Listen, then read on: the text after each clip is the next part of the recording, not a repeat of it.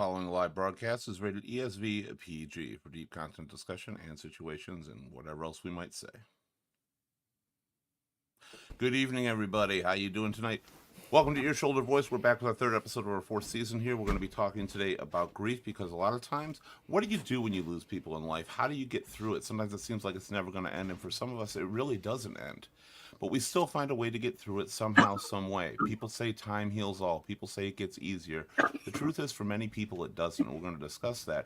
We're also going to talk, while we're talking about grief, why people grieve for those they don't even know. Where's the benefit in grieving for those that you've never met? Maybe they're just a celebrity. Maybe they're just somebody of somebody. Where is the impact and what is the difference when it happens to you personally or somebody else? You guys all ready to do this? I know a lot of our panelists have definitely dealt with this in the future. You guys ready to do it? Absolutely. Yeah, absolutely. All right, let's make it happen. Love is everywhere. Love is everywhere. Where you go, I'm there. Together, always together.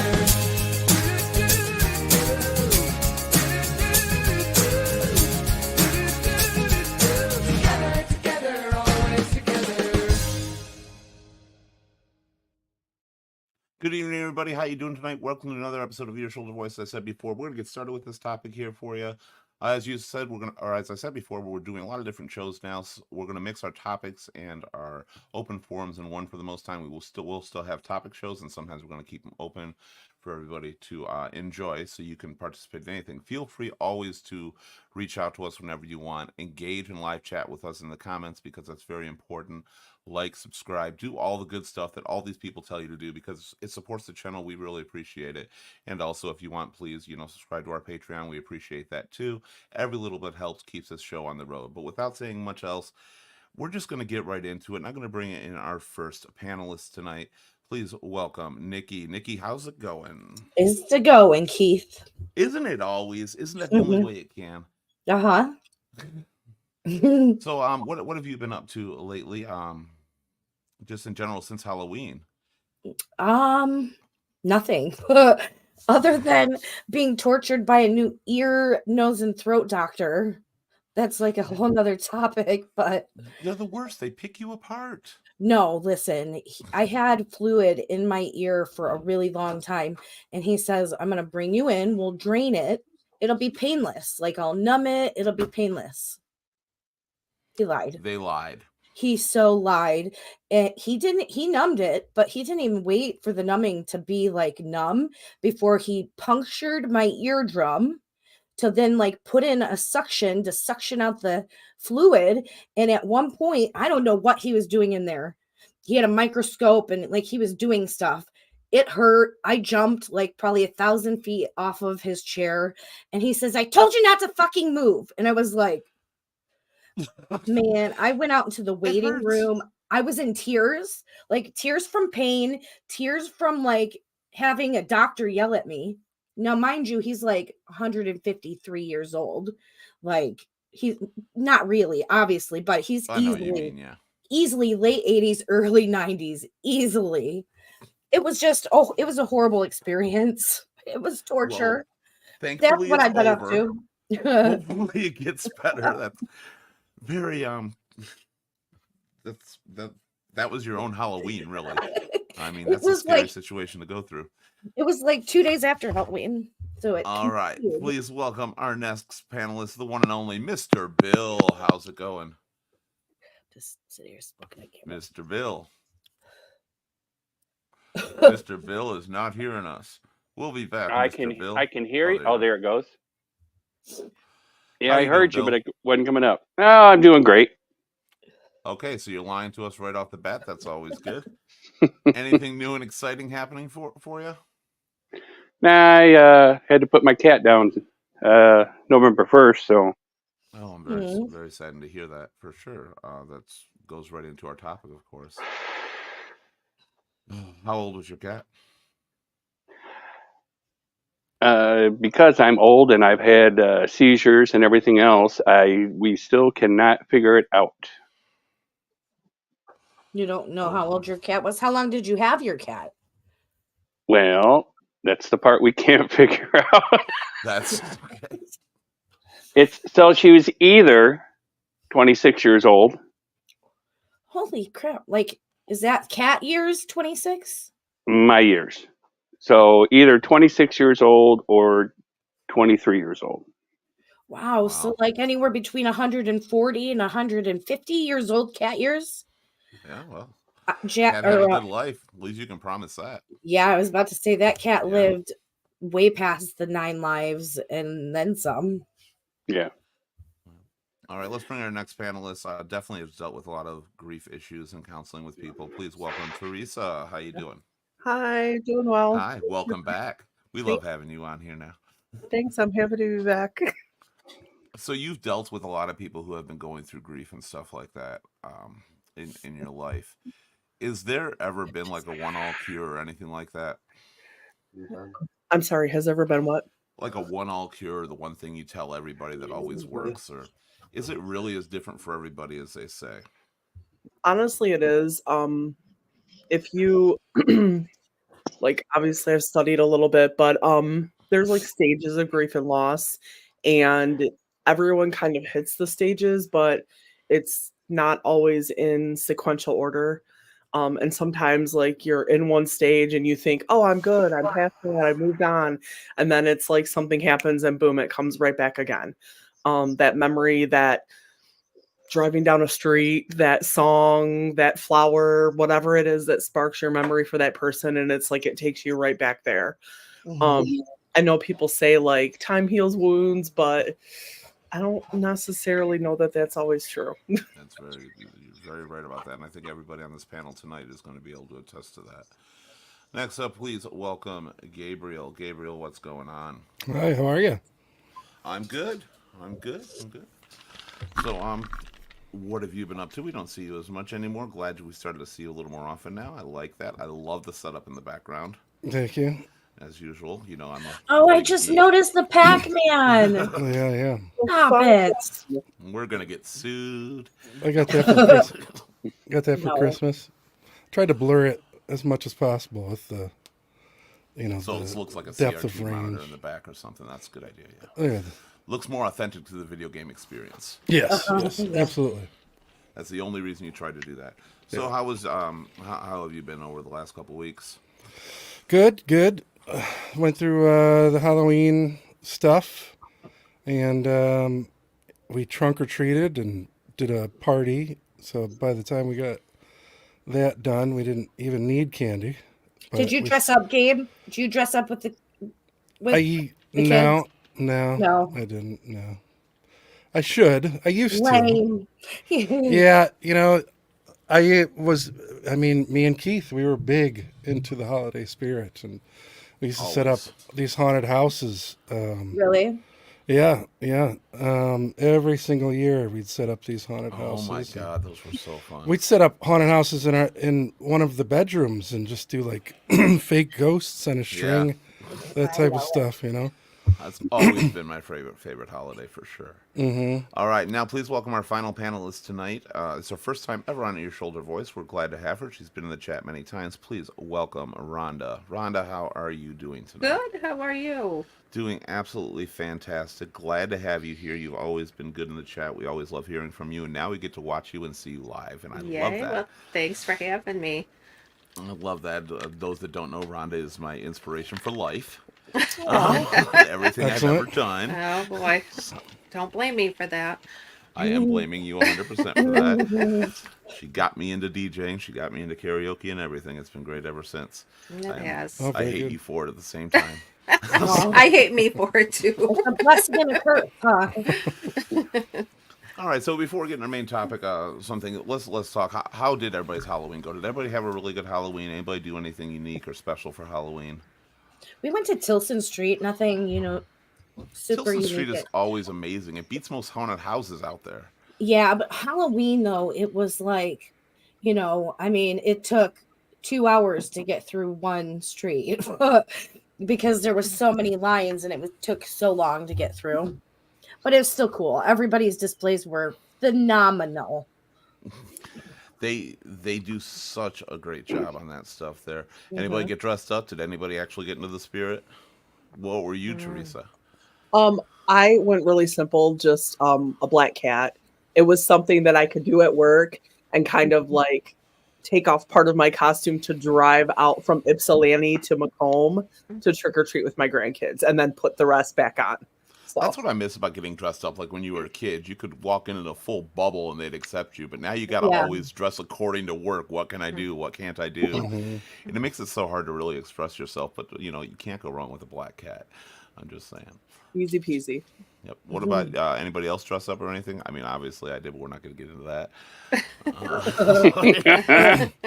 My daughter dressed up as Dot from the Animaniacs. Oh, that would be. You didn't go as like a trio, Yakko and Wacko and Dot. No, but so she went to 3 or 4 different functions with it. So by the time Halloween came around, It got its use though, boy. it got its use, but by the time Halloween came around, she didn't want to be Dot anymore. Was it a homemade costume or like a store Yeah, bought? yeah. Oh, yeah. Really? Because so the thing about Dot is it's so obscure now Okay. that, generally people only our age are going to recognize Recognize it, got it. it. So I think she got tired of explaining what she was. And then, so by the time Halloween rolled around, she wanted to just be a cat. Aw. So, but she got some use out of it, so she enjoyed it. So a lot of things have happened over the last couple weeks. We had a moment last Sunday because Chandler died, and we lost him, and everybody's sad, and everybody's really depressed about it, and it's like a piece of them is gone.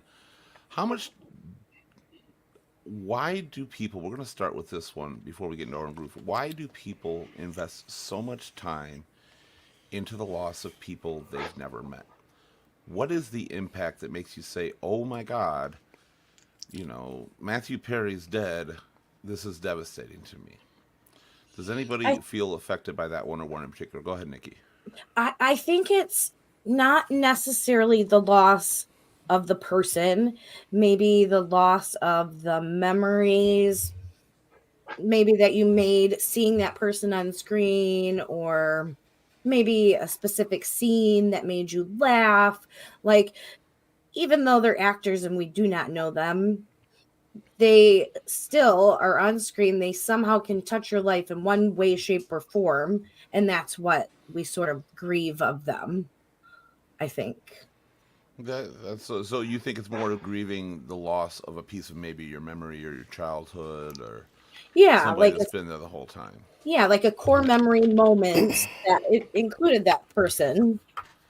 Some people go way off the deep end with that, though. Some people literally will cry and be hollowed up for days over somebody they've never met. Sure. And suddenly they become popular when they die. And that's one that's always gotten me. I've never understood, like, I'll go back to Prince. I was never a fan of Prince. Now, Prince had a great impact on the music industry. I'm not going to deny that. He was a great artist. But suddenly, everybody and their mother loved Prince, could do nothing without Prince. He was the best. Let's sing all his songs. Let's do that. Why does it take death to recognize greatness in so many people? Well, I mean, it's the same as like an artist, like a painter. They're not famous. They don't, like, their paintings don't become worth anything until they're gone. Like, until they are no longer a tangible thing that we can see, touch, feel. It's now become like just a being that exists at a different level. It's the only way to immortalize somebody by the art and the existing work they did. Yeah. I always feel we're going in a backwards direction. Like, shouldn't we be more appreciative of this stuff when they're alive? I agree. Yeah. Why does it take Yeah. the You get a death? lot of people that do, like, it's very awful to say, but they jump on the bandwagon after the fact. Yeah. Yeah. That's I true. think for a lot of people that's what it is. And I always wonder how many are doing it because there's a bandwagon. As you said. Probably more than we realize. Yeah. It's like 'cause that whole term, the sheep, how you hear the term follow sheep the or flock, whatever. Yeah. Yeah, it's like, I don't know. I don't know. You get certain situations, people form a bond with people they've never seen. Three of the biggest situations that ever happened with people grieving was John F. Kennedy died, Elvis died, and Martin Luther King Jr. died, and people all over the world were going crazy. Mm-hmm. Yeah, well, I can understand a little bit more because somebody like Martin Luther King impacted the lives and changed the lives of so many people. Like that is a true life change Yeah. for them. So I can understand that a little bit more. Some of just random celebrities I don't get. I mean, Michael Jackson was in so much shit for some of the stuff he did. A lot of people, but when he died, all is forgiven. He's the most amazing guy in the world, and stuff like Yeah. that kind of drives me nuts. Like they were that same person. They might have been good. They Yeah. might have impacted a lot of people's lives. Teresa, you had brought up on our page about grieving people that you don't know. What is your take on that? I don't know. I have a lot of different thoughts on that. I honestly, huge Friends fan. Like, I got my Uh, stuff, like, seriously. I always say like Friends got me through grad school. Like I would have Friends on. It was like my background noise, and it was like familiar enough that it didn't distract me. But like the little laughs here and there, and like I've joked that I'm Chandler, like always for years because I make jokes at inappropriate times. And also with my job, I always say I'm Chandler because nobody knows what I do. So for me, there was a little bit of like kind of you relate to them. mhm. Also, he's very close to my age, Don't get me. That Yeah. one gets hard. which was As you start to get older and people your age start dying off, you're like, oh my god. I mean, we've lost people our whole life. We're gonna get into that in a few minutes. We've lost people close to us our whole life, but when you just see people you grew up with and see them die, and you remember them being so young, and you don't actually remember how young they were till you go back and watch some of the episodes, like you were that age, Mhm. and that definitely makes you look at your own mortality. And I think you brought up a 100%. really good point. I think that's what a lot of people might do too, is because they grew up. It's not just grieving for the person; it's a mortality event for them. Mhm. Absolutely. that's part of And it. and finally, I'm going to ask Rhonda about that as well. Has there ever been a celebrity that you've liked that did hit you really hard? Walter Matthau, of all people. I don't know why. When I was growing up, we didn't watch TV. We spent our days outside playing. We had chores to do. We didn't get a lot of TV time. And Walter Matthau was one that we did get to watch as kids, the old black and whites, and when he died, boy, that really did something to me. I can understand. I mean, it's not really based on how much they were in or how big of a celebrity they were. It's just if that's the person It's you just- connected to. Yep. Like me, it was Kirstie Alley for me. Because Kirstie Alley has always been my girl. I loved her. Everybody knows that. And she's been there my whole life. And most people come and go. And when she did, it was just like, wow, is it getting that time in our lives? Am I starting to lose the people I loved? Well, at that point, I mean, so for me, it's Robin Williams and Chris Cornell. For me too. So, Robin Williams, obviously, our generation started Mork and Mindy. There's so many main sort of memory points in growing up in, I guess, Generation X or even around that area where there are so many stages and memories and topics and things like that Robin Williams in particular was in and sort of evolved his career. So you have a lot of memories circling around those things, whether it be the Aladdin or whether it be Good Morning Vietnam or Mork and Mindy or it's so I think with celebrity, especially the ones that seem very kind and giving like he did, you can find the empathy in that, and you can sort I do of think it has an impact too with people like Robin Williams. The fact that he was such an entertainer, Yeah. and he always hid so much from everybody to find out what they're suffering from. And part of what this show is based on too is people who are entertainers who always seem happy or always doing that. They've got such a bad past, and it hits them real closely. And we built this show because we're those kind of people, but those kind of people exist everywhere and never get to express the depression they're feeling. But I was curious because you mentioned like Mork and Mindy and Friends and From Each Years, and I don't remember what Walter Matthau was in, but I know exactly who he was. No, I remember his movies. I'm trying to think. He was in IQ. He was in Original The Old Odd Man. Couple. The Odd original Couple. Odd Couple. Yep. Yeah, The Okay. Odd Couple. Grumpy yeah. Old Man. And I remember. many, I remember the many movies. things. I just couldn't think of the shows. But Odd Couple. Odd Couple. That was good. Thanks. Okay. man. Yeah, I'm the old guy. I know that stuff. Yeah, me Hey, too. Karina, how Me you too, doing? sir. Hello. Glad to have you here. We always love having you. Talking about grief tonight. You always have some great inputs on there. If you've got anything to add to it, we'd love to hear from you. If you ever experienced anything. Right now, we're in the moment of celebrity. Was there a celebrity ever that made you just not, or made you really grieve for them? Like you felt sadder than you ever have, except for maybe for a personal family or relative? Let us know in the comments.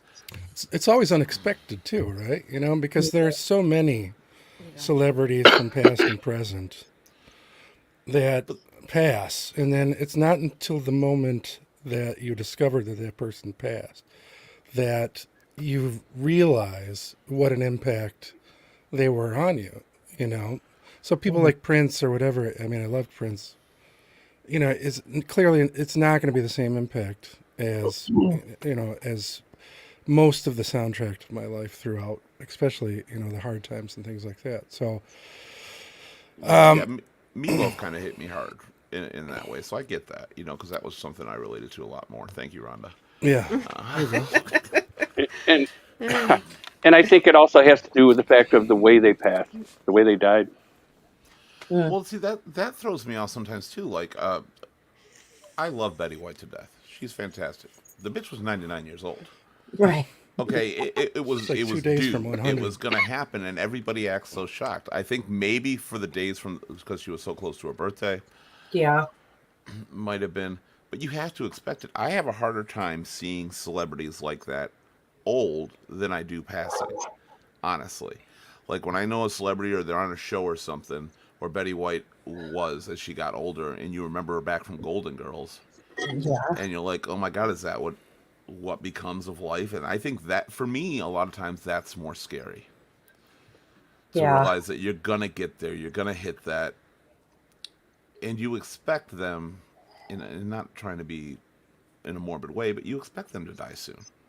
Well, yeah, everybody does. So it's always just shocking to me that people who are so old die, and it was like, oh my God. Like, as far as I'm concerned, if you're a singer and you live past 27, bravo, you had a great life. Like, that's that terrible number. So, but it's not just celebrities. Bill had brought up, or not Bill, somebody had brought up on the page, and Bill commented, and a few people here and on the show commented about a burning house. Would you rescue your pet, or would you rescue your Your neighbor? neighbor.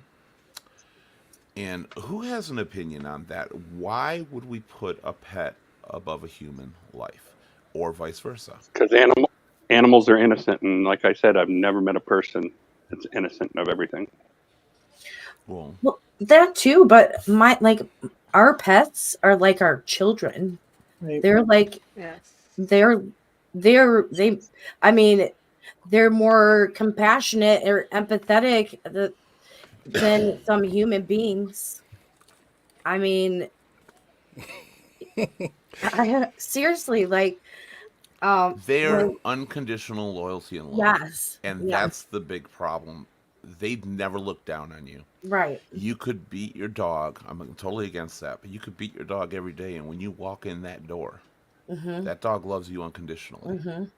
I heard it compared to like when we find true love and like that feeling, that tingle, that emotion you get when you see that person, especially, in the beginning. Well, for our dogs, for our pets, specifically our dogs, every day we come home and they're so excited to see us, they are experiencing that euphoria every single day because we are We have the outside world. They have us, and only us. Drina, what do you mean? She says, see, I have a problem with people with pets. What's your problem? What do you mean by that? I really don't know what I would pick because a lot of times we weigh human life by life lived. Now, with the short life expectancy of a pet versus a long life expectancy of a human, which choice do you really make in that situation? I mean, you're saving your pet Well, for 3 or 4 years, you're saving a human for 30 or 40. when I posted that, my thought was, is your pet against an adult human being?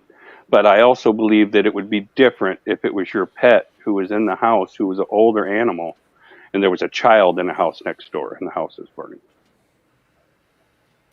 I'm going to definitely address this. For Drina, she says her friend gave her dog mouth to mouth, and when the situation came to save a human life, she stepped back. That I can see where you're coming from with having a problem with people with pets. Was this at the same? This wasn't the same time or anything like that. I'm assuming, given the choice, that would be a harder choice to make at the same time. But do you know why Yeah. she stepped back? I'm just really curious because somebody. I can't understand that if you want to save a life, you want to save a life, whether it be a pet, whether it be a person or anything like that. She says she felt the person had more germs than the dogs. Well, that person is just a bitch. All right. More than the dog. All right. Is anybody got anything to say about that? That's a very interesting one. It is true, though, that you are less likely to contact any kind of disease from your dog than you are from a human being. Well, I know I my believe it. my I friends believe get that, around, but- so that's probably true for sure. I was like, that's One very thing I likely. can say, okay, so while like we're thinking in theory, who would you pick? But I'm thinking realistically because I've seen it happen when there's a house fire.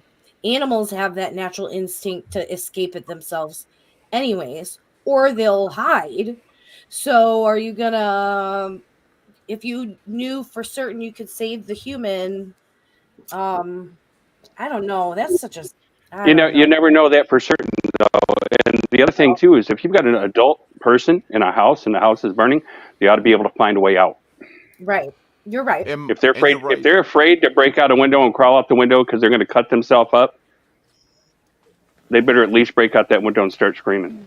But Nikki Yeah. is also right in the fact that most animals have a much better instinct of getting out of danger. You know, we're trying to save our pot collection, and they're like, "Get me the fuck out of here." Yeah. Yes, Well- but most of your animals aren't going to jump out through a glass window to get out Right. unless they've already had some kind of situation where they've done something like that before and they're not afraid of it. But I think possession sort of comes into that choice a lot with the ego. Oh, I that thought you were going don't- back to the pot collection. Well, no, not just the pot collection, but everything in that house, including your pet. It's your pet. So I think it boils down a lot to sort of which way you are built, I guess, whether you would save, the first thing that came to your mind would to save a complete stranger. That reflects, I think, a lot on sort of your decisions throughout your life. I'm gonna read Drina responded really quick. No, I had another friend who did the same mouth to mouth. I love the little emoticons in there. To her dog. Well, I held her dog in amazement. People will do that. I mean, I would have saved they're my best friends. They're my kids. I call them my kids. Sure. Now, the question I have about that scenario, let's fast forward a touch. Will you regret one more than the other? Let's say this human being died. And who will you grieve more? Knowing you could have made that choice and either the pet or the human died. Which one's going to have a longer impact? And I say this because we hate the loss of a pet. We do move on faster from the loss of a pet than we do with the loss of a human. Yes. However, are we differentiating like the loss of a human the neighbor you maybe weren't that close to, or like, a parent or a sibling or an aunt. Because I believe that grief, the lasting of grief is sort of measured in kind of love, because we grieve because of the love that we lost, or, you know, what have you. I just feel like, yeah. So, And real, no, that's okay. Really quick, because I'm sorry, Gabe, I cut you off there. I meant to get back to you on that. Do you remember what you were going to finish saying? Uh, I'm sorry about that. just I think that's kind of it's. I don't think there's a wrong way to do it. I think it's just a matter of how you're built, and I think there's so many steps to what would influence that decision that are going to fire up at you in that singular moment. That much like discovering, the celebrity who died, you're really not going to know until that particular situation. Yeah, and Until that moment. It's Right. more So- about what you have control over. Right. But I mean, if you know that person even a little and they showed you an act of kindness at any point, then I think most people absolutely would choose, or I mean, I think they should choose to save a human life over their own pet. I love my pets very much. But that being said, if I could save somebody who is potentially a grandmother, or who has a lot of grandparents, or as far as siblings and things like that, and it was solely in my hands, I would definitely choose to save that human being for sure. I do think, especially with the long-term effects of the human being, if you let the human die, it's going to have a much bigger impact. Has anybody lost a pet or a family member or somebody close to them and feels there was a decision they could have made to prevent it? Well, absolutely. Tell us about it, Rhonda. My mom, she's my prime example. When my mom was sick and she was dying, and she was in the hospital, and the hospital brought out the form, whether to revive her or not. My mom signed her name and she passed me the form and said, I want you to pick whether I'm to be revived or not. She says, I'm not going to look at it. You just pick. I trust your instincts. And that's that. My mom was very ill. There was no bringing her back. And I chose not to revive her because she would have suffered her entire life. She would have been on a ventilator. She probably wouldn't have survived regardless. It would have been machine only. And I knew she truly didn't want that, but she didn't want to make that decision. But then when she passed, I struggled with the fact that I did that to her. Yeah. There are machines that could have kept her going. I know ultimately I did the right thing. But yeah, that's definitely a struggle that people face. I think we're starting with the hardest one, too, is because when you think you have a responsibility for that death or could have changed the outcome, I think that's when it hurts most.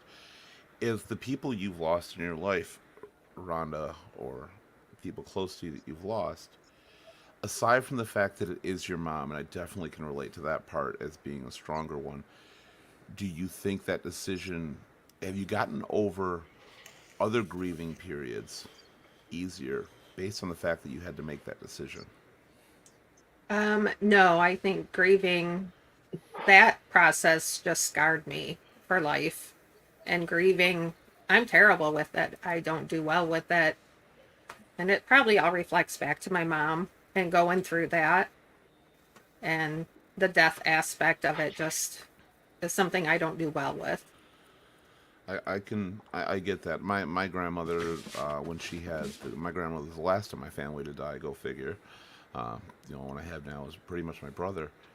And, I had to make kind of the same decision of the operation to remove the brain tumor to, well, your grandmother too, actually, Teresa. Sorry. I'm sorry. I just thought about that. Make the decision whether or not to keep her going. And I knew that my grandma didn't want that. My grandma lived so vibrantly. Like, it didn't matter how old she got. And I knew the last thing she'd want is something that's only going to extend her life for a year to 2 years and have to be constantly undergoing treatment and have a miserable existence. And it was the right thing at the time. And even as she passed, I knew it was the right thing because I saw what she was going through. But afterwards, I constantly am reminded I could have had her longer. Right. She could have been around. And there's a different situation with my mom, but it's also one that I feel I could have changed. Let's get to Drina's comment right here. She says, will you pay anything to save your pet? Followed by, is there a dollar amount that's too much to pay when it comes to your pet? This really digs into the decision making as well with losing something. Does anybody think there is a dollar amount? Now, I will say there is a reasonable amount, but for me, it's not a specified number. It's based on what I could absolutely do within Right. reason, plus quality of life Right. I for put saving that pet. age into account for sure. Yes, age Yeah. for sure. Anybody have any opinions on that particularly? Well, I'm a 23-year retired vet tech, so animals are my forte. It's what I base my whole life on. And for me, if my dog is within puppy to young adult age, there is no dollar amount. I would pay anything. I would remortgage my house. However, as a senior dog, you have to take into account their life expectancy. And would I be willing to remortgage my house to get another 2 years with my dog? Probably not. So I take age into consideration. With my last dog, Butler, I was faced with that as well. I did choose to pay whatever I had to pay. I ran a GoFundMe and everything to save him. I gave him, another year and a half, 2 years. One of those years, he was like a puppy again. Right. And I constantly, and that actually haunts me to know that could happen when making decisions like that. Because the vet didn't think that he was going to be like that again, but he was so full of energy and life and so happy. And if I'd have listened to that vet, I wouldn't have given him that other year. Well, I had the cat Boo Boo, and he was a diabetic, and we had to give him insulin shots every day because he Wow. weighed 27 pounds. Holy. Yeah. So, you remember him probably, the black and white one. So, he had a seizure one day, and we freaked out, and we took him in to the vet, and the only one that was available was sort of the ER vet, and they wanted to charge him like $2,000 to keep him overnight. Oh God. So at that point, we had to make a decision of, all right, what are we doing here? Because they brought up all these things, and I wasn't sure about it. So we went into the back to go see him, and he was in a cage in between two dogs, freaking out, eating a can of Gerber's ham and peas for 27 cents. So we figured, okay, well, we could do that. So we took him home. We weren't sure about the insulin, so we just kind of stopped it altogether because I think at that point he was getting too much. And he ended up living another 2 years and died peacefully. So, that decision, you make it works out kind of either way. You never know. And I think a lot of people punish themselves because of the fact that there's always the other option. There's always the other way that it can go. It's the what if that you're grieving, I think that's the biggest thing is the what if, because no matter what anybody says, you think it could go a different direction. It could, even if it was impossible, you're always going to think it was possible. Lena says she would go into a gross amount of debt to save her dogs. However, she fully understands and respects others' choices not to do that. I mean, when you're comparing, it's not necessarily to save one or the other death, but a dog and a family member, what would going into that kind of debt do to your family is also another thing to take in consideration as well. So it's good to understand and respect that.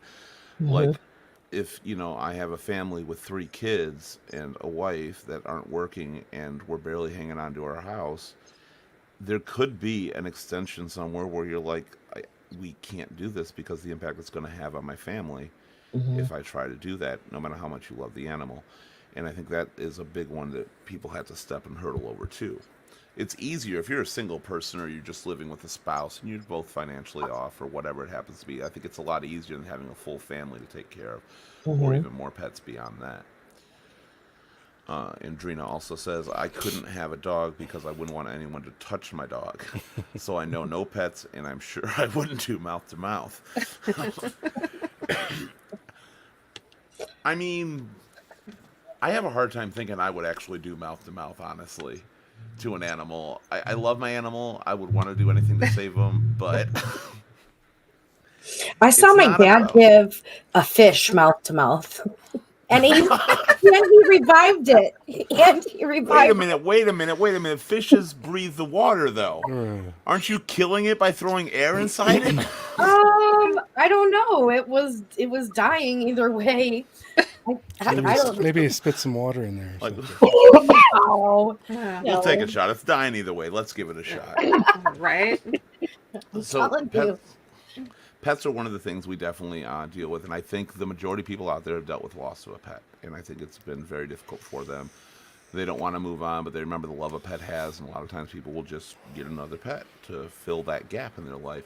They'll never compare to the other ones because they all have individual personalities that we love and respect with them. But you do move on. But now we got to get to even more serious topics, the ones that everybody says time heals and can move on. What about the ones who are close to you? Who has recently had to deal with something or a death of somebody close to them recently and is still going through the process? I mean, March we lost my granddaughter.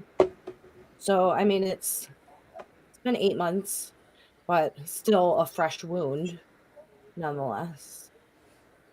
So yeah. Have you found anything?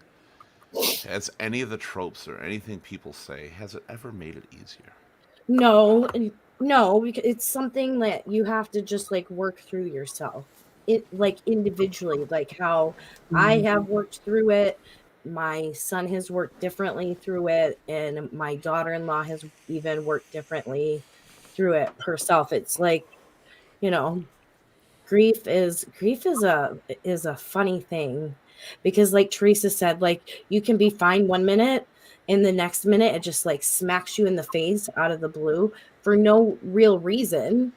It just happens. um but on the bright side, when you're moving through the motions of grief, that means you are moving towards a place where um it gets a little bit easier. Like it never stops hurting, but it just, you're able to smile and not feel guilty anymore. See, I don't always think that way. I never.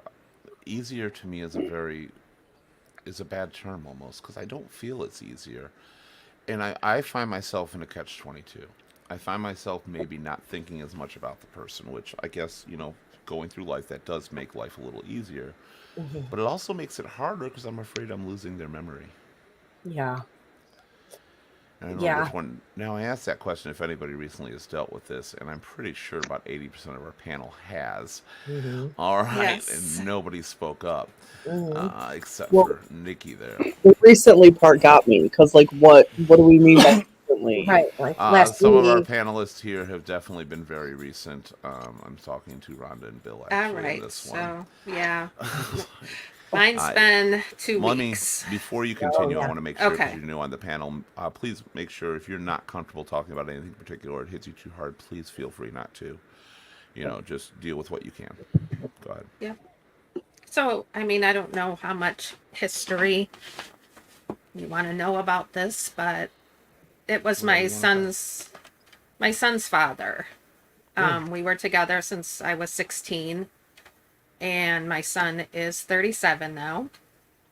And we have a troubled child. He's an alcoholic, and his dad had gotten sick, I would say about 8 months ago. He had a stroke. And my son and his dad got into an argument the night before. And then later that night, his dad had a stroke, and my son felt it was his fault. Mm. And my son tried to commit suicide. Oh no. That led down a really dark path for him, and he ended up in a homeless shelter for a while. Mm. And he's in jail now, which I'm in a weird way I'm thankful for, and you'll understand I think in a minute. But right now he's in jail. His dad and I are best friends. Like, we've stayed best friends since we were 16. We co-parented very well together. So when my son was in jail, Dad and I were talking, and we talked every day. And I had sent him a message because of his strokes. He's having problems with the computer. And with jail now, you don't go visit people in jail. It's all done via email and Zoom calls. And Dad's mental capacity for that just wasn't quite there. So I was trying to walk him through it a little bit every night. And so I had texted him, and he didn't respond. I waited till the next day, and I texted him again. And I went to bed that night thinking, well, I'll call tomorrow. I'll drive out there if I have to. And about 11:30 that night, I got a phone call that he had had a stroke and passed away. Mm. So this was about 2 weeks ago. And with my son being in jail, he was not allowed to go to the funeral. They don't let people out for that. And so my son right now is really struggling extremely bad. And he probably won't be out of jail for about a year to a year and a half, maybe even up to 2 years. Oh man. So even though his dad passed away 2 weeks ago, this is not something that you go through the burial process and you start to heal and you start to move on. Our pain don't end for at least 2 years. You know, we can't even process the loss. We just have to hold on to it for 2 years until my son gets out, and then we'll take his ashes and do a memorial. But I think that's probably the hardest part for me, is there's just no time to say goodbye. Like, I can't say goodbye yet. I have to just hold on to everything until my son gets out and say goodbye with him. You know, it's one thing that's often overlooked, I think, when people are talking about grief and dealing with stuff is, for lack of a better term, grief by association as well. Like, you're never going to get through your grief until somebody you care about can handle theirs. Because now you're burdening 2 or more people upon yourself. And based on, you know, I've known you a while, Rhonda. I know the strength of your family in a lot of ways. You know, and you've always been an amazing person for everybody you've ever met. Well, You thank know, you. except for bar patrons, because they get annoying. But they're drunks. Do you They're drunks. so do you find that, and this is sort of a general question for everybody, do you find that you get closure from the funeral and the processions and things like that? Do you think that that is therapeutic to you? Because for me, it's had the opposite effect on me, where everything has seemed sort of, it's a very rushed way to sort of say goodbye, right? So, and Right. there's never enough time. And I had a cousin of mine who was like a brother to me. He passed at 40, and the entire process was, you know, he died. We had the funeral, and it was sort of all said and done within a week. And you know, to me, I felt like, and I think we all do, that there should be more celebration. There should be more. It should be months long. It should be years long. You know, because those people were so important to us. That particular process is just, it's never enough. You know what I mean? And I mean, what do you think? I agree with you. And I've seen it from, so my family, I was raised Catholic. And in the Catholic religion, when there is a funeral, it is it's a very lengthy process in comparison to like my husband's side. Um, they don't do funerals. They don't, um, it's it's more like just the family comes together, but there is no like funeral service, there's no burial, there's no um I don't even know like I don't even know what you would consider that. Like there's just no like pomp and circumstance, if you will, like in the sense of a funeral. It's just, just family being with family. Like a wake. But it's still never long enough. Like when we're grieving, like it's almost like you want the whole world to feel how heavy and Yes. painful it Right. is. But meanwhile, you're seeing the whole world is still moving, but yours is in a standstill. And that's like another part of grief that is, This is probably yeah. a very uncommon question. Does anybody think that funerals are sometimes a bad idea? Yes. Sometimes. No, I have to have it. I Um, need the I mean, closure. Yeah. I see you from your perspective, Rhonda, because like, so we lost my brother-in-law in a house fire, and there was no closure. There was no like, picture boards even to like see the life that like. There was nothing. It was just 1 minute he was here, and the next minute he was not, and we were like all together sad and upset by it. But there was no like real. There was no closure to Right. it, and so like it's almost like your grief is like it's harder to get through the steps of it when you don't have that. See, I Bill, struggled because we go went ahead. to the funeral, my son's dad's funeral, and because my son wasn't there, it was this weird feeling of it not being closure. Sure. Yeah. Like, to me, I have to have everybody around me. We Yeah. celebrate his life together. We say our goodbyes together. We do it together. We support each other. We hold each other up.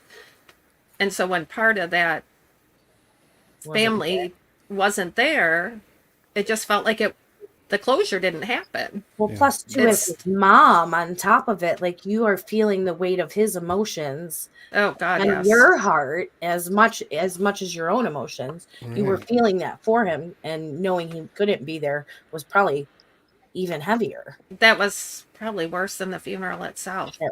Sure. You know, it truly was.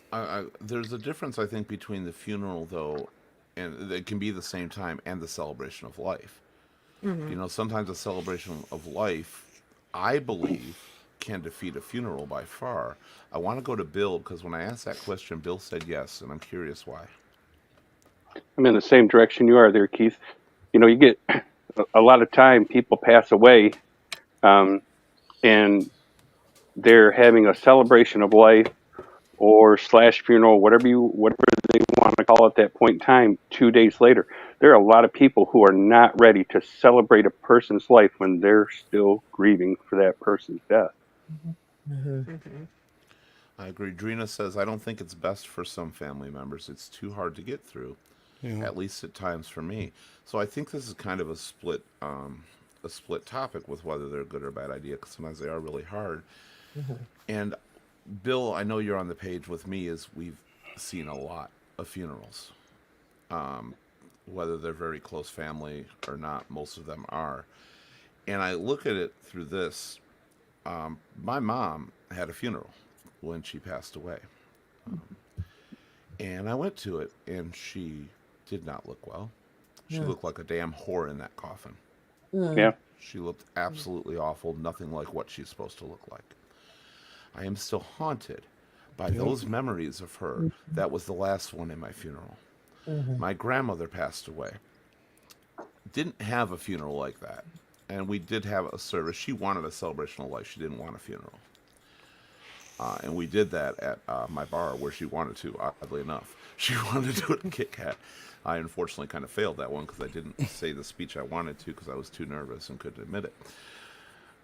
But the haunting image I have of her is her dying. I'm literally holding her and watching the life leave. her eyes, the last image. I had a friend, Rini, and I know this is a distance from immediate family, but still an extremely good friend, didn't go to her funeral. Every time I think of her, I think of her smiling, laughing, having fun, bringing the brightest spots to my life and everybody around her. Yeah. Those haunting images, I think they can destroy you from inside. And that's why sometimes I don't think funerals are the best way to say goodbye to somebody. And everybody, to each their own. If you need Yeah. one for closure, I completely support that in every way. I'll never tell somebody don't have one, Right. you know. But I don't want to be a haunted image in somebody's eyes. Yeah. I think how people process finality is sort of how that decision would be best played out in their minds, I suppose. Because for me, I'm sort of in the same boat where, you know, I've been in those situations, closed casket versus open casket. And, you know, in a way, you could sort of trick your mind to say, you know, so that you can sort of reproduce those memories of them in good health, of them in happiness and things like that. And some people can sort of convince themselves to lean towards that when it comes to the memories and the finality, whether that comes from an open casket. And in most of those situations, they don't, you know, I mean, at that point, the person has passed, and they're going to look different because that's the way that it works, you know. And they try their best, and sometimes they don't do as well as possible, and it is alienating in some regards because of that person, and that means so much to you. It doesn't seem like them, but it's never going to seem like them because of the fact that their spirit has left them. You But know, try as I may, I remember all the good times. I remember all the smiles and laughter and everything like that. But that image pops up. I'm gonna go over to Teresa because you kind of nodded with that, and you obviously know the situations. What was your opinion? How do you really feel about that? And I want to say also, if I can, really quick before that, the difference in open casket and closed casket. Open casket leaves me with a haunted memory. Closed casket usually leaves me with no memory. Yeah. I don't even feel there was a funeral. So I don't know which one's better. Go ahead, Teresa. I think that a lot of it is really individual, you know, individual thoughts on things. As far as I can even say in my own situation, different times when um I felt like it was more appropriate to have an open, you know, an open casket, a funeral, a full funeral. With my mom's parents, my grandma and my grandpa, we didn't have anything. So like it was kind of, well, after when my grandfather passed, we had nothing. We had like family came over and whatever, and I was young, so I don't remember a lot of that. When my grandmother passed, I was a little bit older, and they did like a little, like we dispersed their ashes or whatever, but that's like all we did. And I still, parts of me, kind of wish that there was something that we had, like just Yeah. some kind of a, like that closure that you're looking for. Um, but then I also, like Gabriel was talking about how like there's when the spirit's gone, like I also like I don't know, like I think It's about not it like, them, well, it's it's a not really shell. them. Yeah. It's not really them. yeah. So like when I was there when my grandmother passed, I was in the room with her, and my family members were like hugging her and laying on her, and I just walked away. And I'm sure people probably thought like, oh my gosh, what's wrong with her? Like, why isn't she freaking out? Why isn't she crying? But it was just like, okay, well, she's gone now. Yeah. So like for me, it was not that I judge anyone else for that, but for me personally, like that wasn't my grandma anymore. I Well, can't. I want today. to hit back on that in a moment, but I did want to go over to Bill. as well for the same topic, based on what we had said with the viewing and what it happens. You know, the haunting memories or anything like that. You were definitely seemed in agreement with that. What is your opinion on that? I've seen, I guess my most recent one that I saw was, and Keith may have heard of him because he went to Hazel Park. Um, Jeff Rouse was probably one of the biggest guys that ever lived in the city of Hazel Park, 275 pounds, and he had a heart attack and died on his couch. Oh They man. buried him in his football jersey because that's what he wanted. And going in there and seeing him when it looked like the skin was sliding off his face and he looked like he weighed 150 pounds Mm. was just awful. And I paid my respects to his brother and to his sister and to his ex-wives, all three of them. And I said, I got to go. I said, I can't handle this, you know. My family is all from the Bible Belt in Western Kentucky. Even when I was little, you went to a funeral and one of my uncles would always pick me up and take me up there and look at the body laying in the casket. But I guess thankfully, and it may sound awful, I don't remember those things. They're kind of like blocked out of my head. Mhm. Even my mother passed away. I did not stand there and look at my mother laying in the casket because she was already a small lady. And whenever she passed away, I wasn't going to sit there and look at her. And that's the reason I've told my daughter, when I pass away, I will be cremated. You can have a memorial service after you get the ashes back. Post a picture of me up on the wall. Put a picture of me with all my animals, with my dragon, with my snakes, rabbits, cats, dogs, horses, and then all the girls I've ever, been around with. And I said, and then just let people look at that. I don't care. So Yeah. I don't think anyone should have to. If they don't want to go through that, they shouldn't have to. Sometimes, yeah. Sometimes people, they just don't look the same anymore either. And Mhm. it's whether it's the body changes from after death. There's a lot of things that happens to you. You're just not the same, and it's very Mhm. haunting to a lot of people and scary at the same time.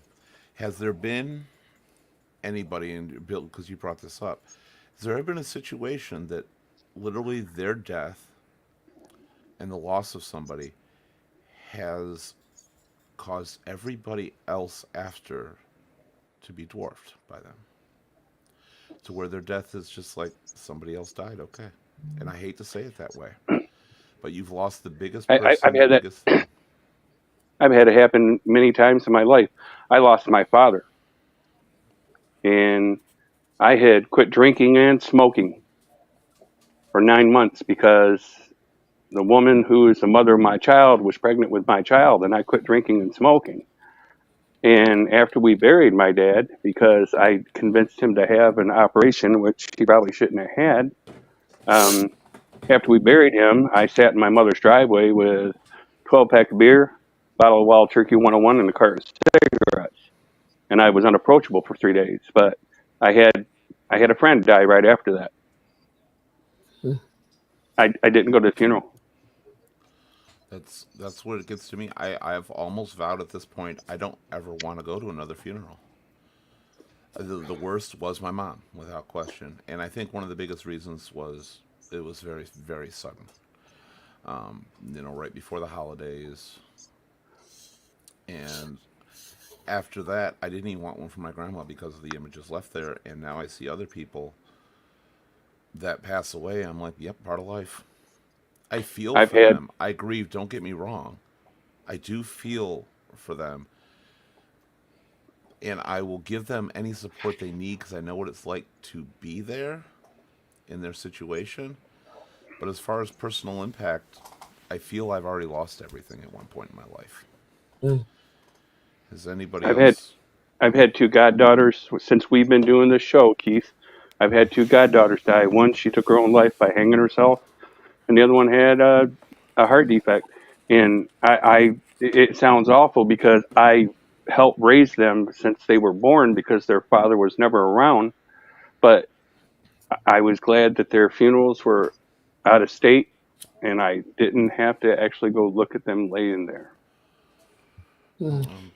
I mean, so for my cousin's funeral, I had some friends because we were all in a band, and some of them didn't show up, and I didn't fault them for that because everybody, and that's the thing, is that everybody grieves differently.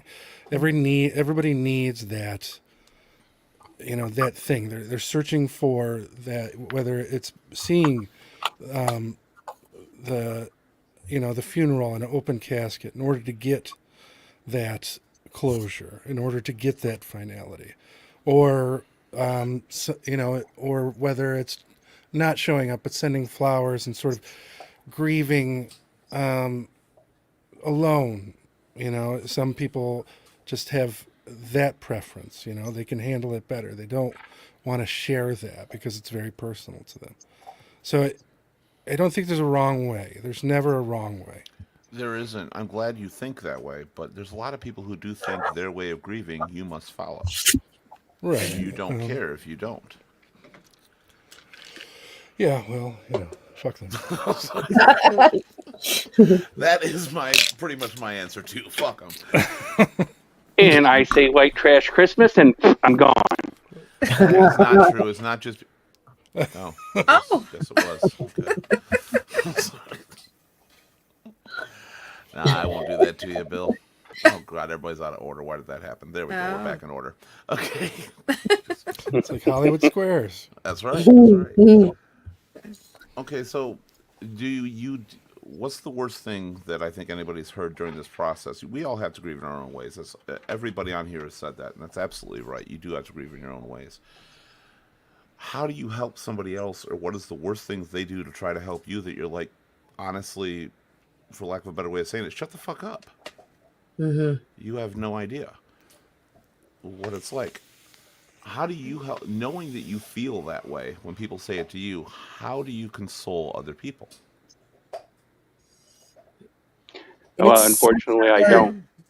Right. It's so hard to do because it's like impossible to know the words they need to hear. At that, it's like it's so hard to console people who are in grief. Especially on Well, social media. But do you really just, they're like, oh my God, my mom's dying, and you go, I gotta go. No. Well, no, not that. Is, But I mean, that is not the correct like I way. said, Well, yeah. Well, I left my car running. No, but like my family said, they're all churchgoers. So I would go down there for a funeral. I'm a non-believer. Take it for what it is. They would sit there. Oh, it's okay. She's in a better place. He's in a better place. Well, she just died in the middle of her life. My cousin, she got in a car wreck. Drunk driver hit her. She's in a better place. Well, how is she in a better place? She was doing fine. There was nothing wrong. Her life was going great. And someone smashed her. And then you're telling me she's in a better place. And going through that. And they say stuff like that to me. And whenever I was young, I was 9 years old when my grandfather died, and everyone was sitting around and laughing and talking about him because of well, let's put it this way. He was 6'4". He had diabetes. They took his legs off below his knees. He walked around on his knees for the rest of his life from the age of 35. So he walked with a cane, and if anyone bugged him, he didn't back down. He would poke you with a cane. And if he poked you once and you didn't listen to him, then he swung it at you, and they called him Poker. And being a 9-year-old kid and everyone laughing and me crying about my grandfather, I didn't understand. I ran out of the funeral home. So, Rhonda, you're going through this currently right now, and I know you're struggling a lot. Is there anything that anybody's had to say to you that you kind of want to be, and again, lack of a better term, because you don't really say it, shut the fuck up, but at the same time saying that, do you know if there's anything you want to or could hear? I don't think there's anything I want to hear. I don't want people to console me. Because most people don't understand what I'm going through. I don't tell people about my son. I'm embarrassed by him. I'm ashamed by him. I feel sorry for him. So I don't tell my story. I keep all of that bottled up. So for me, this group, this hour that we've been sitting here is probably the most I've ever spoke of the situation. So when people found out that my son's father passed, I didn't take the phone calls. Don't The best thing you can do really is just to text me. Just say, "Hey, I'm thinking about you. Hope you're doing all right." Mm-hmm. Just know I'm a phone call away. And guaranteed I won't make that phone call. Like, this has probably been the darkest place I've ever been in my life. By far. And I've lost both my parents. I've lost my grandparents. It's just me and my siblings now. And by far, this is probably the darkest, lowest point I've ever been in my life. But I don't want to be consoled. Well, I you're would right. rather my friends just call me and, "Hey, let's go out for a drink." I would rather go laugh, go smile, get my mind off of really what I'm going through. Just let me escape for a little bit. Exactly. That's what a lot of people forget when they're trying to help somebody else out through the grieving periods, I think, is people are very aware of what's going on in their life. They're aware of all the negativity. They don't want to be reminded of it every time somebody speaks to them. It is important to get it out and let it out, but it's also important to let people do that on their own terms. Right. Make sure they're ready to do that. And that's what people often forget. The best thing you can do for somebody is, like you said, Rhonda, and not everybody is the same, but the majority, just be there. But don't Just be be there talking present. about the situation. Don't be Right. there saying, "I'm so sorry, are you okay?" And don't remind them, "Are you okay?" every 5 minutes, which people tend to always fucking do. Yeah. Right. Like, go out and have a drink. Rhonda, those are great words, and that's kind of what I was hoping to hear, something like that. Because for somebody who's going through the process right now, that is what a lot of people look for. Take my mind off of it, because when you're not around, believe me, that's all that's on my mind. Right, It's exactly. Yeah. ever consuming. Ever.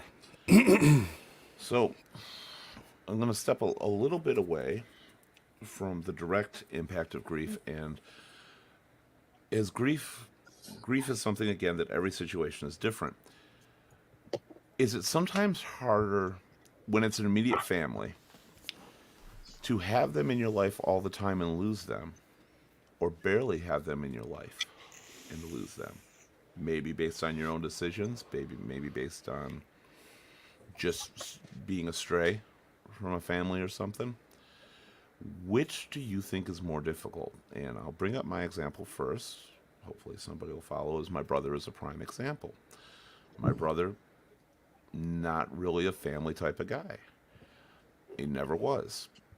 My mom passed away unexpectedly, and he has completely changed who he is when it comes to family in a lot of ways. He still kind of ignores distant family or secondary family, because, well, that's just him. But with immediate family, he's definitely made a change. And whereas I feel I carry my mother with me and impact more people because I had so much time with her, and I have no idea which is harder. And there's no way to compare. I've not really dealt with both. I've only dealt with mostly having them around, because I was always a very big family person. I did get that from my mom. Has anybody experienced both, or feel that it's been harder if you didn't know them or did? I'm going to go to Teresa first, I think, because she is thinking right now. I can see that look. Well, the main the main thing I think of when you talk about that is not really by my own choice, but I would say probably most of the family members that I know that have passed, I didn't have as close of a relationship with as I would have wanted to. So there's always like that, I wish that we had more time, or I wish I would have been closer, I wish I would have known them better. The the most recent one is one of my aunts.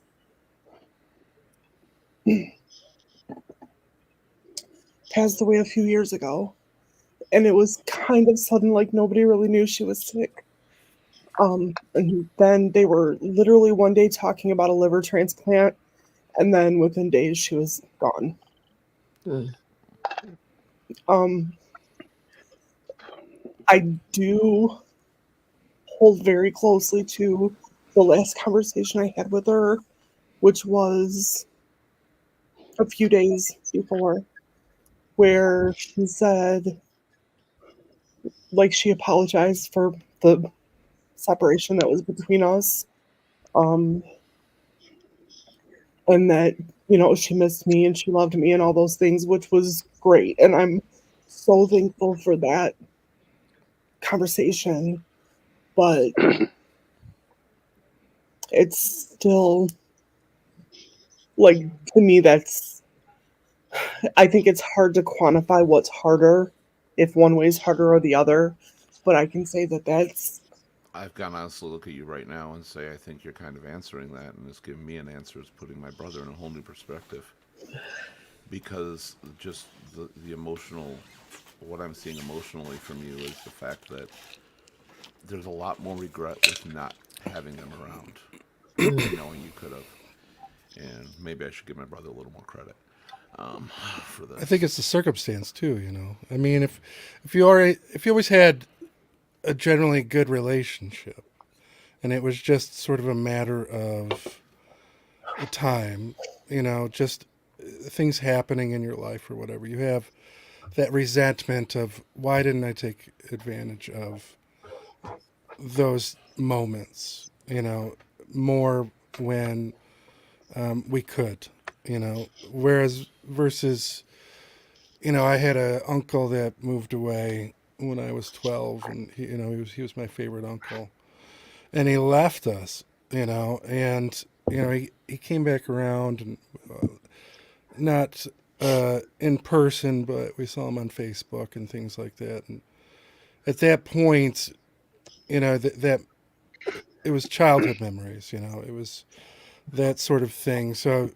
it wasn't the same, so that impact to me just wasn't the same as I do think there is a difference. someone who I was closer to. If you've you had know? a good relationship and you're just separated for different reasons, like nothing's Right. strained.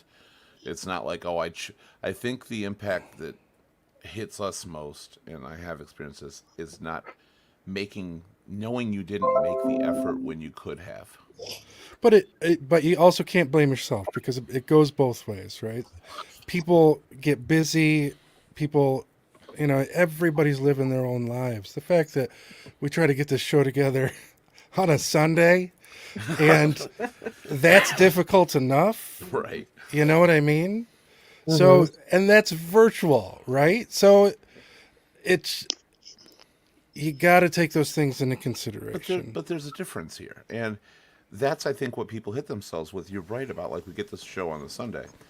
Let's say a friend wanted to hang out and go grab a drink. You're like, I got the show to do. I'm going to do the show. I could grab a drink. And that friend dies the next day. You know, and that's going, regardless of life getting in the way, you're always going to be hinted or hit with that of, I should have had that drink. When my mom died, my friend's husband, Jason, just didn't go to a movie with us one of the Sundays, or Saturday or Sunday, I can't remember which day it was.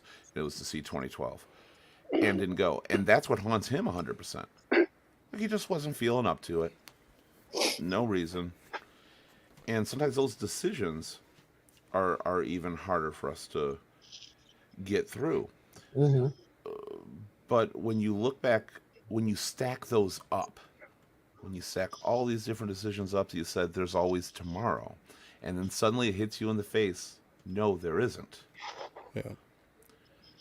I honestly have to say I do think that's more difficult because the one thing I have they don't are those memories. You know, Rhonda, Bill, Nikki, have you been through that at all? I mean, so when my dad passed away, so one of our siblings did not come to Tennessee where he was very ill. It was sudden, but we kind of had minutes to get there. Um, and one of my siblings made the decision.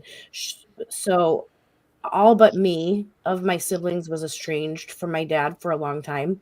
There was some horrible family history that caused it. But nonetheless,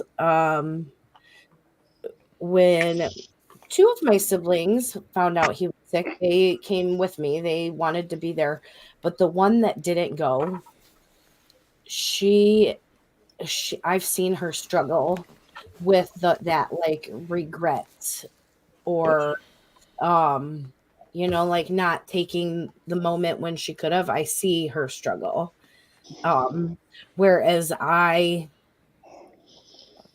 all was well with me. Like I knew the relationship I had with my dad, and I didn't I didn't let things sacrifice that relationship.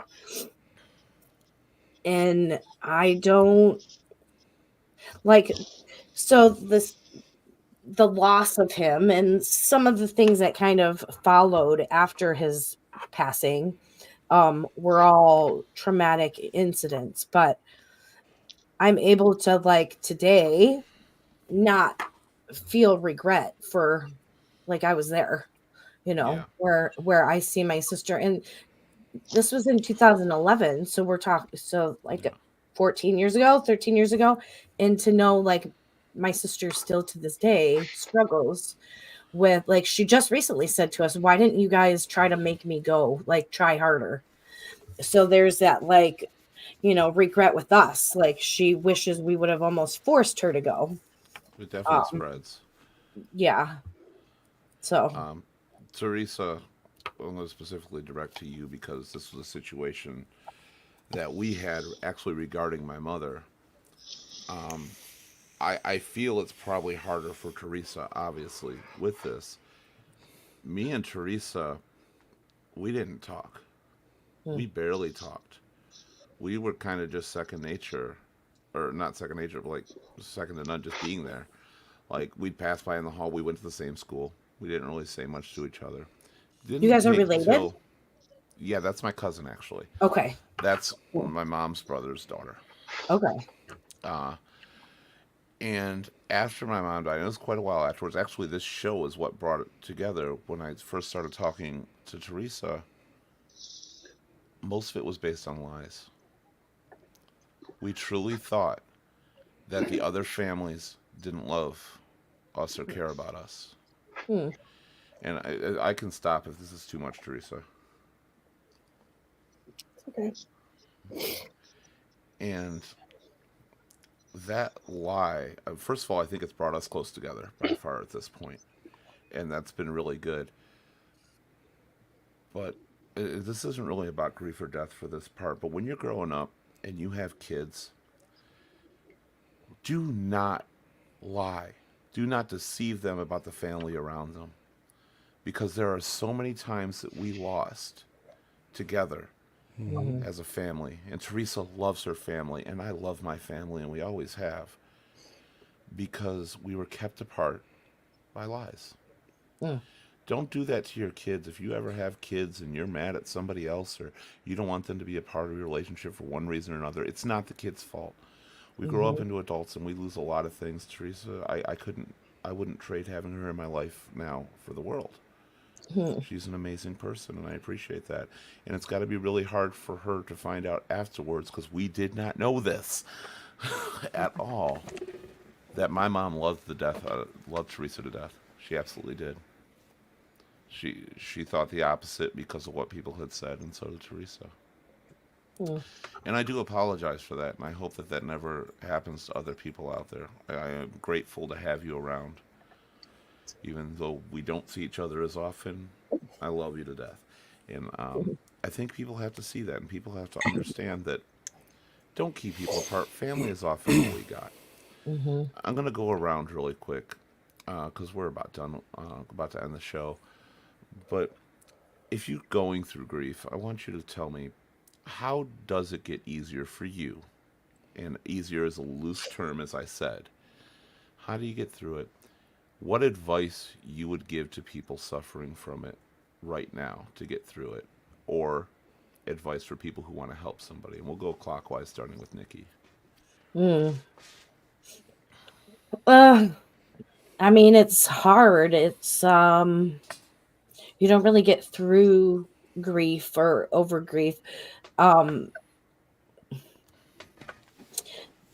yeah, like so part of it becoming easier, using that term loosely, um, is part of like the memories, remembering like the good stuff, the happy stuff.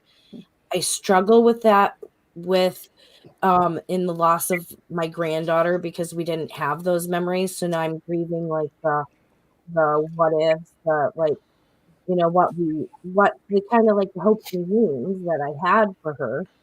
So it's a different, I don't know, it's different. Working through it, it's been much different. And some days are easier than others. It's just like turning to family and friends and almost like my Robin Williams moments, like turning to laughter, those things to kind of like bring up the energy. That's how I push through it.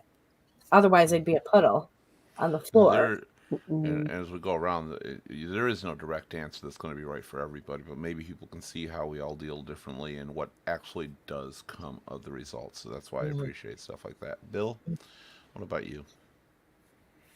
Any advice to people who are in the grieving process, or what to do to help somebody who is?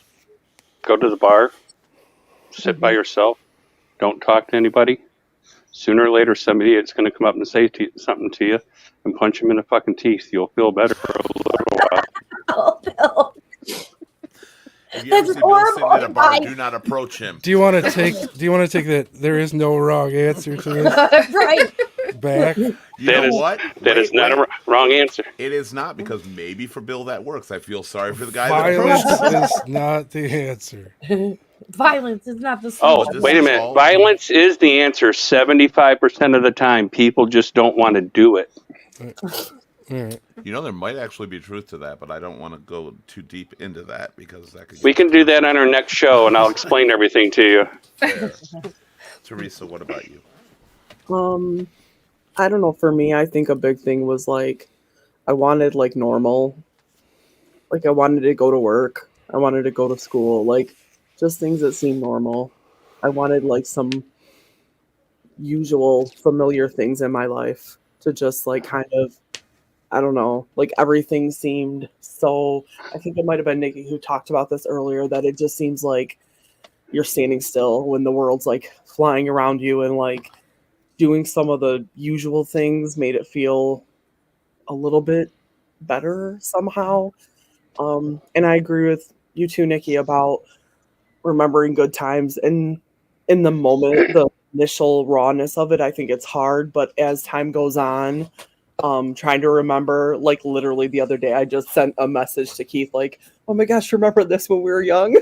Mhm. But I think that those, Sloppy Joes and horror movies and how? Yeah, that was great. I was gonna say, I think we both had a Horror big- movies? You're watching porn? Shit. Not that kind of horror. Horror. we were children. But And like, again, I know Keith. All right. No, go ahead. That's a fact. Go Um, ahead, Teresa. just thinking about like happier times and good memories, and just trying to keep those alive. To me, I think that those things are really helpful. And sometimes, honestly, just turning on the saddest, most emotional, whatever songs and just like crying it out. Mhm. Like Let it out. sometimes you just need to. Sometimes that's, or writing. I journal a lot. Sometimes that helps just to like put it on That's a paper. good one. Sometimes I journal it and burn it because like it Yes. doesn't even need to be read again, but it needs to get out there. It's very important.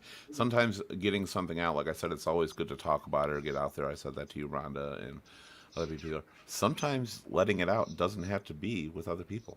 Right. It can be on paper for yourself. Gabriel, what about you? For me, from my experiences, it's been time because my mind will sort of go towards the most negative points or the memories and things like that. And, especially with my losses, but now I'm sort of at the point after some time where I can remember those memories, the good times and things like that. Like my cousin, when I stayed with him in California, in Venice, in a no-room apartment. And one night for no reason, we were watching Dawson's Creek. And the theme song, Paula Cole, I Don't Want to Wait, came on. And we were drinking, so we decided to sing it at the top of our lungs together and wake up the entire apartment complex, which was a great memory. So several years later, a couple months ago, going through the grocery store, the Paula Cole song comes up, and it's you feel that joy, you feel that connectedness, you feel that I don't know if it's a sign or whatever, but that reflection Sometimes it's a simple. and that moment hits you. Sometimes it's a simple line, a word, a picture, or in a movie. I've been watching a movie and somebody says a line, and somehow it clicks to me sitting there with somebody I've lost, and you just remember the entire time from that. And Rhonda, I But know Gabriel didn't finish the story. Hmm. Gabriel and his cousin sang at the top of their lungs and woke up the whole apartment complex. And guys come beating on their door, and they opened the door and punched him in the teeth, and they felt better. No, I they don't think didn't. that was his story. They didn't. I think they locked the door and kept singing. It was L.A. They just thought, oh, these guys are weird, Right. like everybody else in L.A. Rhonda, if you don't want to respond to this, you don't have to. Same question, but I know you're currently going through this, Right. so it might be I'm- harder. It's harder to answer that question. I think my response would be more to not how to get through it, but to if you know somebody's going through it, be there for them. You know, don't try to console them. Just be there. You know, call them up, check on them, send them a text message. Just make sure they're all right. Because sometimes people grieve so hard that you don't know what they're doing internally.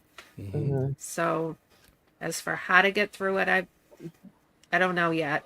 It's only been 2 weeks. I'm still struggling. So, Positivity has a big impact.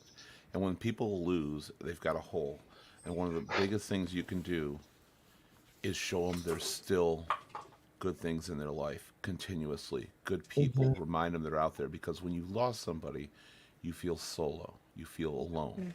Nobody understands. And sometimes as human beings, we need to be reminded that there's people out there that love us and care about us. No matter how much we know it, we need to be reminded of it. I think that's always an important thing to remember. A phone call is always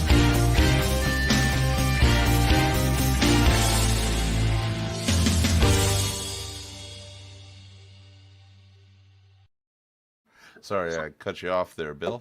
It's like a phone. Go ahead and finish, Bill. with It what you doesn't were matter saying. now. I don't like you, Keith. Shut up. Okay, that's fair enough. Obviously, last advice I can give for anything on here: grief is something that everybody's going to go through one way or another. Most of us already have. There's the first time, and then there's 100 times afterwards. You can't solve someone else's grief. You can only show them paths forward. You can only show them what's still there in their life. Let them grieve on their own terms. What I can promise you is your life will continue.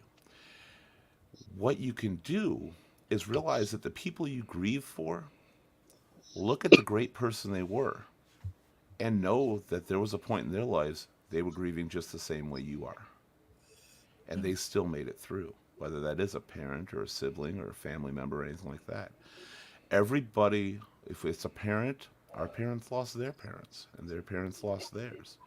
Yet we still see everything good inside of them. We still pay attention to everything that they are and everything they've become, because they chose to show the world and let those they've lost live on through them.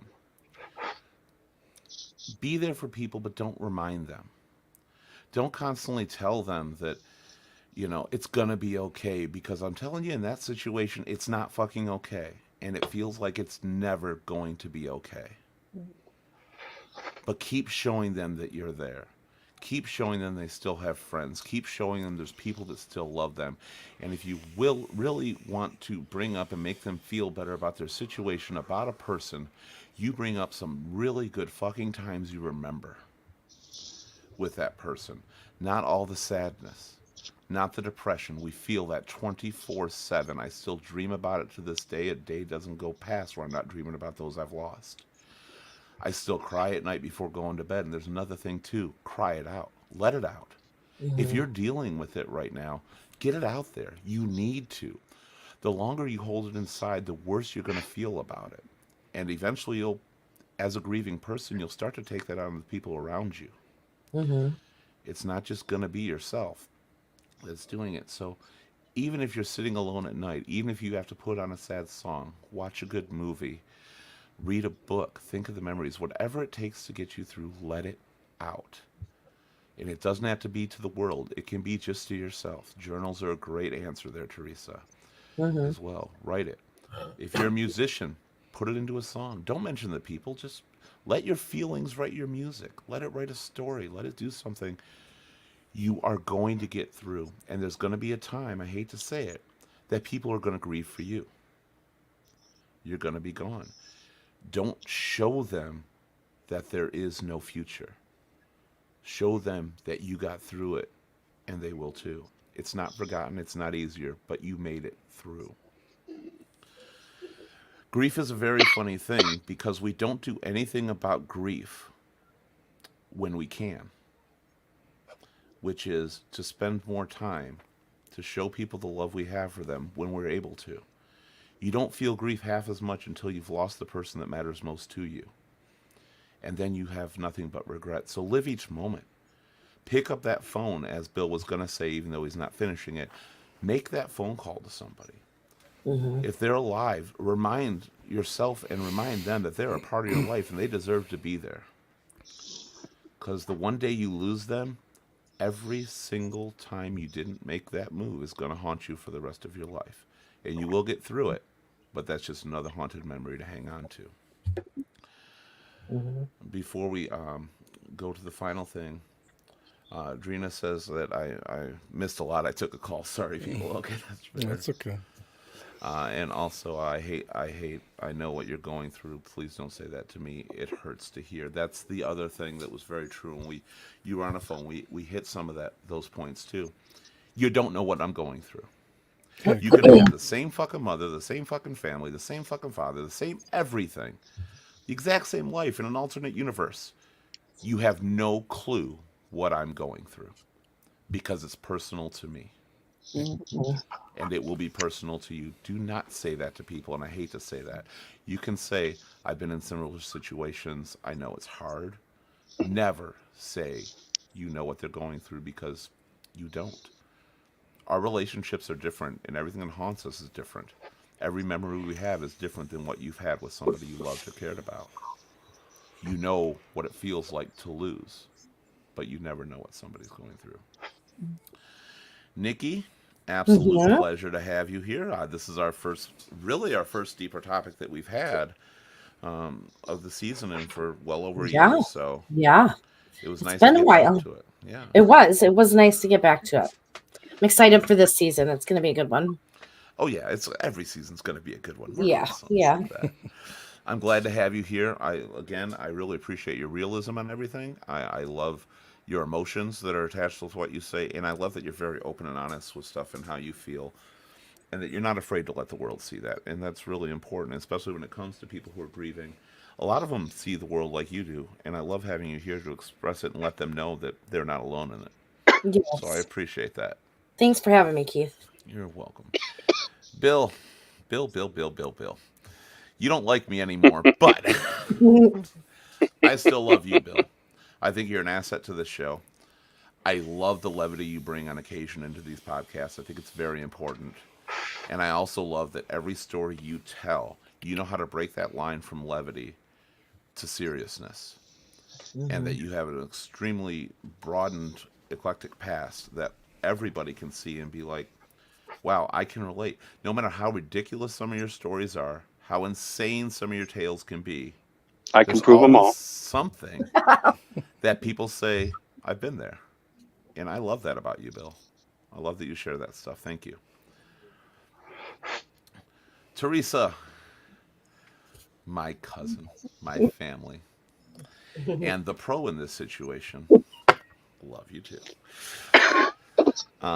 Nobody is really a pro in this situation when I say that, but you've dealt with it a lot. And you're kind of an inspiration that no matter how much you deal with it, and one thing I hate about a lot of therapists and psychologists, and one of the reasons for this show, is they don't admit there's no right answer. They always have an answer. You do. You are very real and see people for what they are and know that everybody needs a special care, a special touch, and a special treatment in the world. That is not just an asset on this show, that is an asset to your life. And whether you ever get the payback for it, believe me, people's lives change because of it. So don't ever stop being that person. You are an inspiration more than you realize. Oh. Love having you on here. I love being here. I'm so happy that I'm back and consistent. Very much so. Very much so. And Gabe, you just remind me of so many stories. We have such a great past together. You're my best friend growing up. We did so many things. You reminded me of that tonight. And you haven't changed one bit, really. Yeah. I mean, you're a little more monotone now. I'll give you that. Yeah. But the one thing for sure is you've taken all your life experiences and you applied them to almost everything you do. A lot of people forget where they came from. A lot of people don't have those memories of the past in the same way you do. But they strengthened you. And I think a lot of people see that you're stronger because of who you were as that became who you are. You too. And well, of course I am. I'm amazing. Yeah, you do a much better job. But no, people need to see that too. People need to know that your past can't be recovered, but it can definitely help build you into somebody else. Yeah, Somebody it takes- new, somebody stronger who's got the same personality. And I love that you're here for that. I love that you can relate to so many topics, even ones that don't directly impact you. You're very empathetic. You very much analyze and get the feeling for other people out there. And that's needed a lot more in this world than you realize. So thank you for being here. For sure. Rhonda, you destroyed my life. Awesome. Maybe a DJ. But other than that, You're welcome. Rhonda, it's your very first show. I know you're going through a lot right now. And I know this had to be very difficult for you. I cannot tell you how much I appreciate you being here and being able to express your story, because that's the hardest thing for a lot of people to do, especially when they're in the midst of it. I cannot tell you how proud I am of you doing that. So many people don't. They never get it out anywhere. They don't talk to anybody. They don't want to. And I felt that way. I think everybody on this panel has felt that way at some point. So you're a very strong person. You've always been a strong person. And I know that things are definitely going to be difficult for you on the road ahead. But I also know that you're strong enough. You're going to keep going. And everything you do in this moment forward and everything you go through, it's going to actually impact the people around you in a positive light you can't imagine. They're going to look at you for that beacon of strength, as I think a lot of them always have. You're Well, I absolutely. thank you.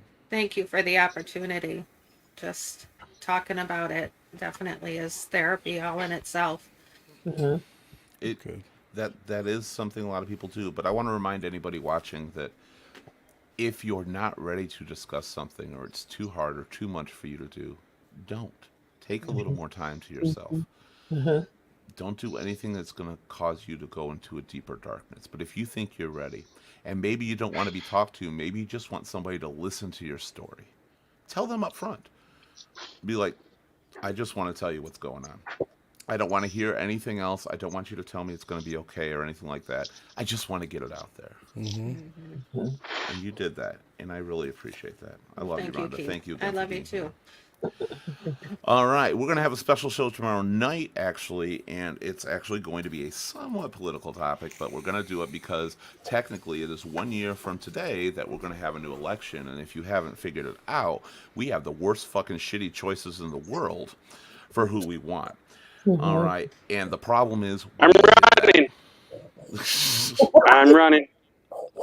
I'm running we for have 3 of the president. worst choices in the world. Now, Hey, I'd be a great president, damn it. the problem is we did this to ourselves. Yeah. As a society, as voters, as people who spread disinformation, as people who lie, who believe everything they can say, no matter what side you're on, no matter what you're doing, we did this to ourselves, and you are responsible no matter who you are watching this. All right, we did this. We need to talk about what we can do for the future, because we may very well be fucked for a little longer than we want to be, unless we make a decision before it comes out. So we're going to talk about that, and I'm going to really look forward to hearing your opinions on that show. It's going to be tomorrow night at 8 o'clock. And finally, oh my God, from Drina. I love you, Drina. I'm so glad you were here. You are awesome. So thank you, everybody, for being here. We'll see you tomorrow night. We will not have a show next Sunday night. Unfortunately, I do have to work that Sunday night. Rhonda, you're aware of that. Yeah, thank you. Oh, I'm sorry, Bill. I didn't mean to leave you on there. So, okay, so. That's like my favorite button is hitting Bill. Violence is the answer. He's Nancy That's Reagan. the answer. He's Nancy Reagan. I can be Nancy Reagan. That's fair. Thank you all for being here. We'll see you later. We will have the show tomorrow. We might have one next Monday instead of Sunday. I don't know if that's going to happen yet. We got to make sure we have people available to do that. If not, we'll be back the following Sunday. You all have a great night, and thank you again for joining us here at Your Shoulder Voice. Bye-bye. Bye. When you're alone and feeling down, and you're 10 feet underground, when you're so deep you're about to drown, when you're in the lost and found, 'cause heartaches only last a day. Ooh,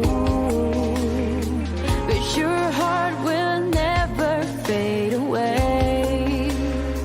Go out and find your way. Don't let them take your soul away. Not a week, not a single day. Hold true to what you wanna be. Never let go, and here's the key. Be you, yeah, only you, only you. Be you, yeah, only you, only you.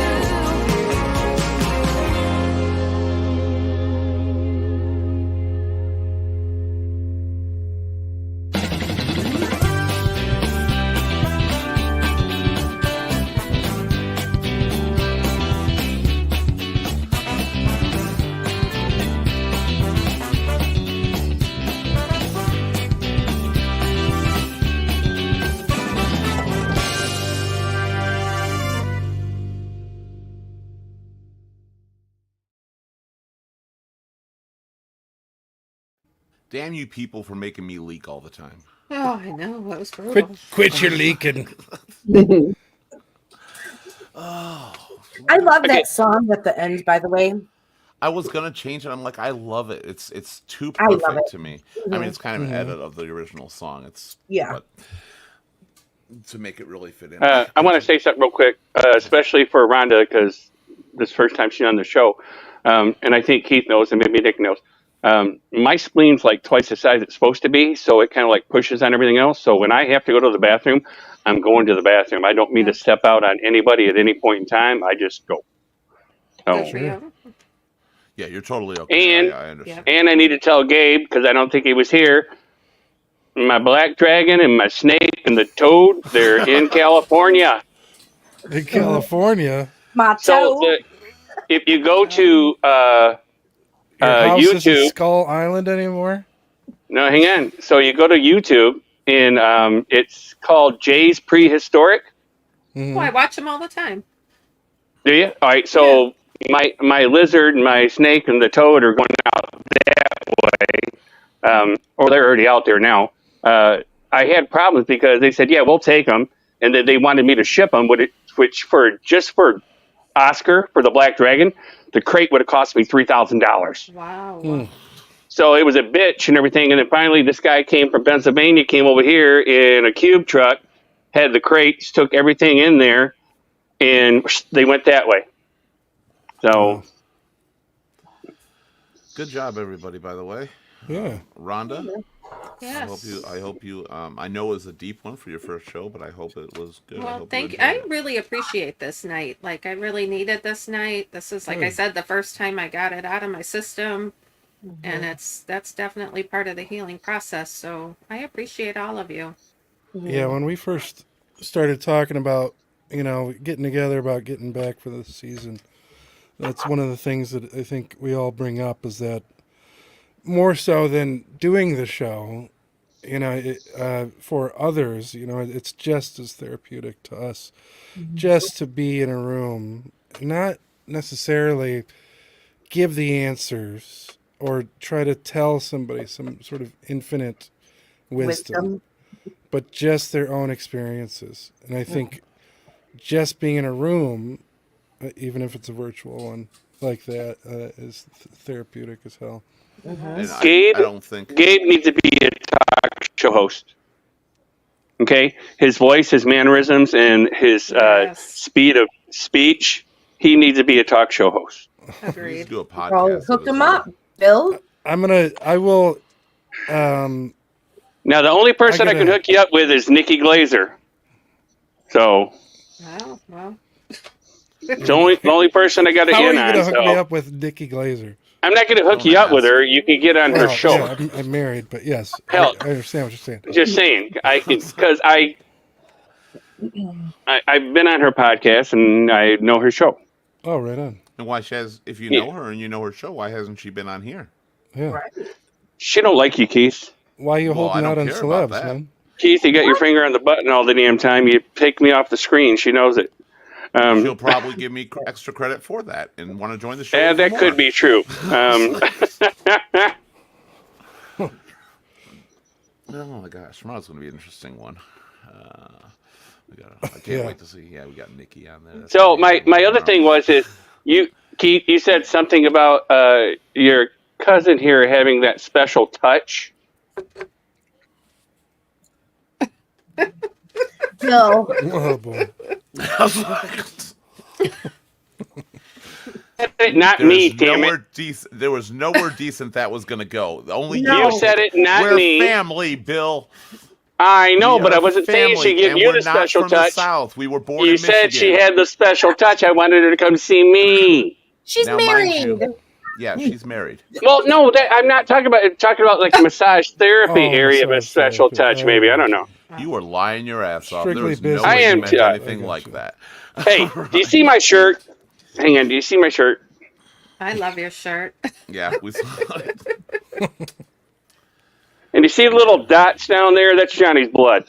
I know it's the after show, but Who is Brian's Johnny? here. Brian knows, or Brian runs. He was a guy on a Amos Fur- softball team, and they made shirts about him and said Shut stuff up, about Bill. him. And I actually wore one at the bar. And I walked in, he looked, and he goes, "You're not even on the softball team. You can't wear that." I said, "You need to walk away."